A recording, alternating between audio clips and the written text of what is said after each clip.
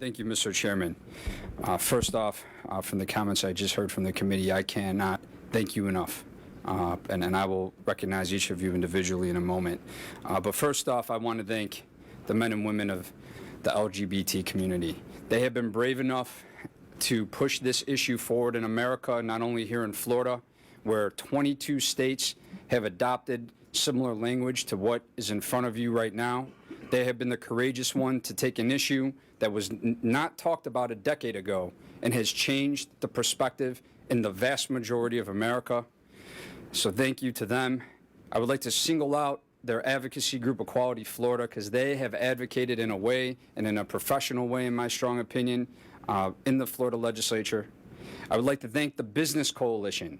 When you have small business, large business, when you have Fortune 500 companies with mom and pop shops standing shoulder to shoulder and saying this is an area that we agree on, that we agree that those who are in the LGBT community should not be discriminated against, that says something about our business community, that says something about Florida, and that says something about America. Most of all, I'd like to thank you, Mr. Chairman.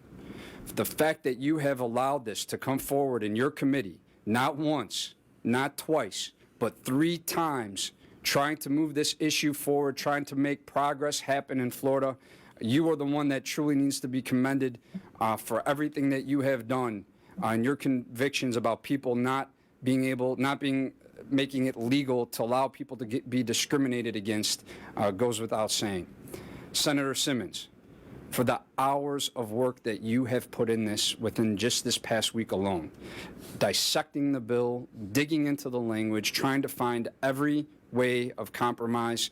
I cannot thank you enough for being my co-pilot in this committee process.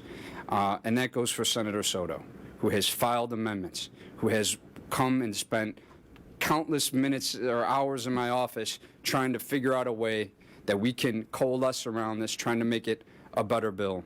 I have a co-pilot in you, Senator Soto. Leader Joyner, I get my inspirations for civil rights movements partially from you without question. You're inspiration to all of us in the Florida Senate, Democrat, Republican aside. We would not be where we are today without you.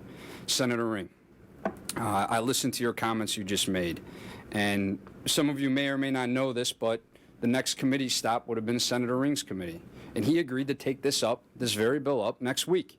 He wanted this bill out of this committee so he could take it up right away and move this forward in progress.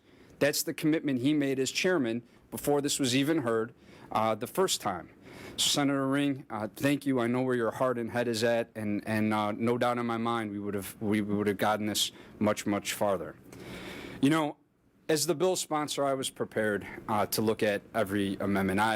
Senator Simpson, I understood where you were coming from. We bogged down in debate the majority of the time, vast majority of the time, on the bathroom issue. And I was willing to look at amendments and considerations. I know I was talking with some of my co-pilots on this to try to work up some language, and I was prepared and ready to go that way. To make those accommodations or whatever we needed to move this issue forward, because I believe that this is an issue that we as Floridians all agree on, that people should not be discriminated against. I met with the pastors today in my office. I listened to where their heart and head is at, and I even understand where they are coming from. But at the end of the day, I know even they believe that they don't want people to be discriminated against. And Mr. Chairman, you know, where we are right now, we are still deadlocked. It is 5-5. I have not gotten commitments from any member on this committee that they will move off the current position, so we are currently deadlocked.